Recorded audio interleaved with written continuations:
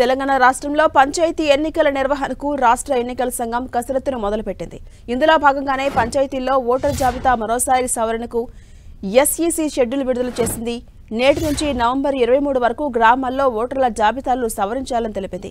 ఇవాళ ఓటర్స్ దరఖాస్తులు, తప్పుల సవరణ, అభ్యంతరాల స్వీకరణ, రేపు ఓటర్ల దరఖాస్తులు, అభ్యంతరాల పరిష్కారం, 23న తుది ఓటర్ల జాబితా, పోలింగ్ కేంద్రాల ప్రచురణ ఉంటుందని ఎన్నికల సంఘం ఉత్తర్వుల్లో పేర్కొంది. ఈ మేరకు జిల్లా పంచాయతీ అధికారులకు తెలంగాణ రాష్ట్ర ఎన్నికల కమిషనర్ రాణి కుముదిని ఆదేశాలు జారీ చేశారు.